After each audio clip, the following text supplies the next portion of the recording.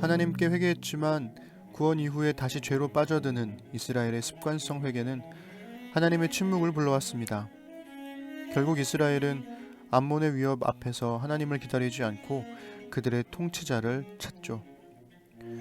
성경은 화면을 전환하여 길르앗의 입다라는 인물을 소개합니다.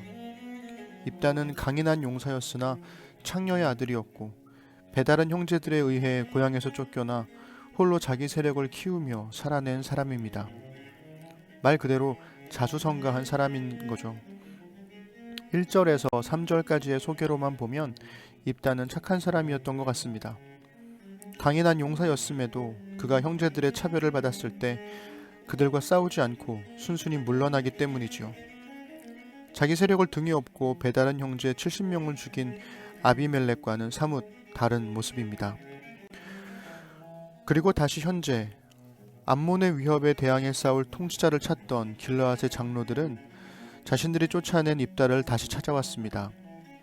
장로들이 입다에게 지휘관, 히브리어로는 카친이 되어달라고 하자 입다는 버릴 때는 언제고 이제 와서 그런 요구를 하냐고 되묻죠. 여기서 그는 하나님의 권위를 끌어와 하나님이 이기게 해주시면 자신이 통치자, 히브리어로는 로쉬가 된다는 것입니까? 되묻습니다.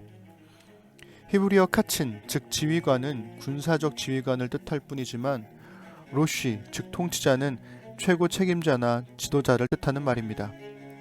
결국 입다는 카친이 되어달라는 장로들의 협상에서 그 이상인 로쉬가 되는 약속을 받아낸 거죠.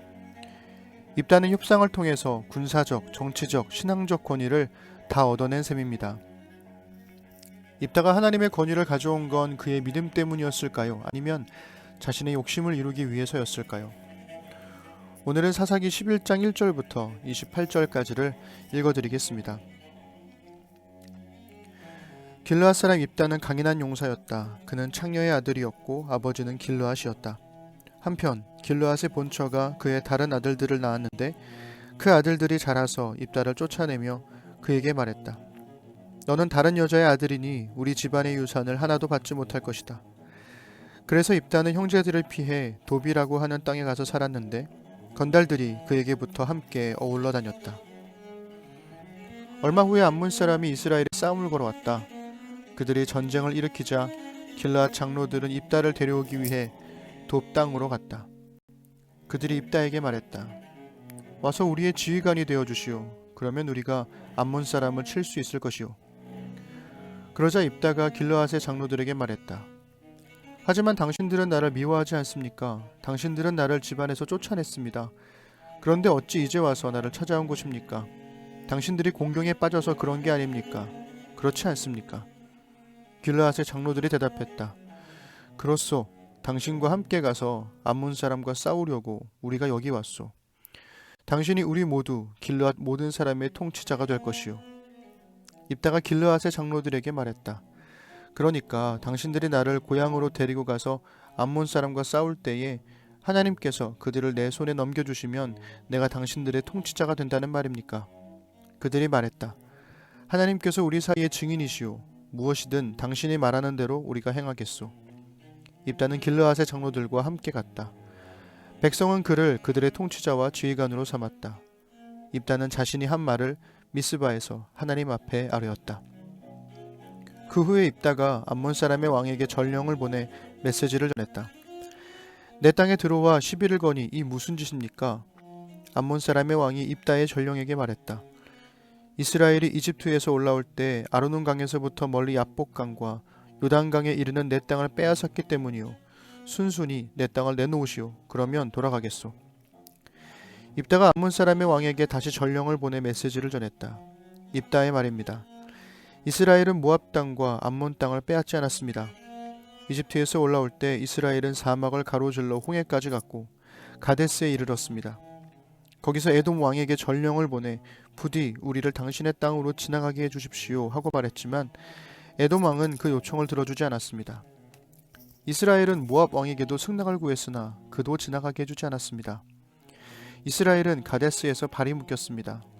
그래서 이스라엘은 사막을 가로지르고 에돔 땅과 모압 땅을 돌아서 왔습니다. 이스라엘은 모압 땅 동쪽으로 나와 아르논 맞은편에 진을 쳤습니다. 아르논은 모압의 경계여서 모압 영토에는 한 발짝도 들어가지 않았습니다. 그 후에 이스라엘은 수도 헤스본에 있는 아모리 왕 시온에게 전령을 보내어 우리 땅으로 가는 길에 부디 당신의 땅을 지나가게 해주십시오 하고 부탁했습니다. 그러나 이스라엘을 믿지 못한 시온은 자기네 땅을 통과하도록 허락하지 않았고 오히려 온 군대를 모아 야하스에 진을 치고 이스라엘과 싸웠습니다. 그러나 하나님 이스라엘의 하나님께서 시온과 그의 온 군대를 이스라엘의 손에 넘겨주셨습니다.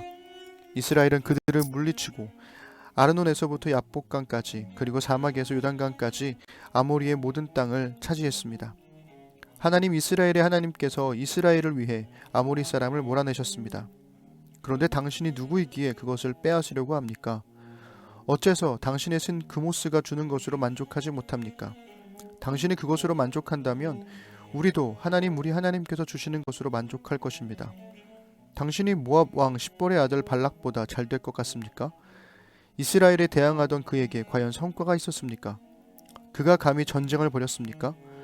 지금까지 이스라엘이 헤스본과 그 주변 마을들, 아로엘과 그 주변 마을들, 아르논을 따라 난 주변 모든 마을에서 살아온 세월이 어언 300년인데 당신은 왜 여태까지 그곳들을 빼앗으려 하지 않았습니까?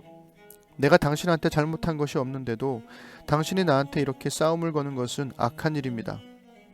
재판장이신 하나님께서 오늘 이스라엘 백성과 암몬 백성 사이에서 판단하실 것입니다.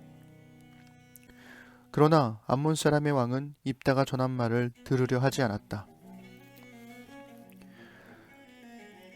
암몬의 왕이 전쟁을 일으킨 명분은 이스라엘이 빼앗아간 땅을 돌려달라는 것이었습니다. 이에 대해 입다는 이스라엘의 역사를 언급하며 이스라엘이 암몬을 공격하여 빼앗아간 게 아니라 암몬이 이스라엘을 공격했지만 하나님이 승리하게 해주셔서 차지하게 된 땅이라고 말합니다. 개역개정은 암몬 왕의 말과 입다의 말 모두를 점령으로 번역했지만 암몬 왕의 말은 점령 혹은 빼앗아감이라는 뜻의 히브리어 라카크가 쓰였고 입다의 말에서는 차지하다, 기업으로 얻다라는 뜻의 히브리어 야라쉬가 쓰였습니다. 그래서 메시지는 암몬 왕의 말에는 빼앗았다로, 입다의 말에는 넘겨주었다로 적절하게 차이를 두어 번역했습니다. 전성민 교수님은 입다의 주장을 4가지로 정리합니다. 첫째는 역사적 정당성으로 이스라엘이 선제 공격을 한 적이 없다는 겁니다. 지나가게 해달라고 했는데 다짜고짜 공격하니 어쩔 수 없이 싸웠고 하나님이 이기게 해주셔서 그 땅을 얻게 된 것이라 말하죠. 두 번째는 신학적 정당성입니다. 우리는 우리의 하나님이 주신 땅에 살고 있으니 우리에게 뭐라 하지 말고 암몬은 암몬의 신인 그모스에게 물으라는 겁니다. 세 번째는 외교적 정당성입니다. 모압과 암몬은 똑같은 상황인데도 왜 암몬만 지금 이 시기에 도발하냐는 거죠. 마지막으로는 거주적 정당성인데요. 300년 동안 이 땅에서 살아왔는데 왜 이제 와서 문제를 제기하냐는 겁니다. 흥미로운 건 암몬의 신은 그모스가 아니라 밀곰 혹은 몰록이라 불리는 신입니다. 그모스는 모압의 신이죠. 입다가 암몬을 비하하기 위해서 일부러 그런 건지 아니면 정말 무지해서 외교적 결례를 범한 건지는 알 수 없지만 바로 그 지점이 협상 결렬의 큰 이유가 될 수도 있었다고 말하는 학자들도 있습니다. 어쨌든 입다의 주장은 상당히 설득력 있지만 암몬 왕을 설득하지는 못했습니다. 그러나 입다의 관심은 암몬 왕을 설득하는 것이 아니라 이스라엘에게 자기 존재를 각인시키기 위해서였을 겁니다. 왜일까요? 전쟁이 벌어지고 전쟁에서 승리해야 입다가 약속대로 통치자가 될 수 있었기 때문입니다. 그래서 일부러 외교적 결례를 범한 건 아닐까요?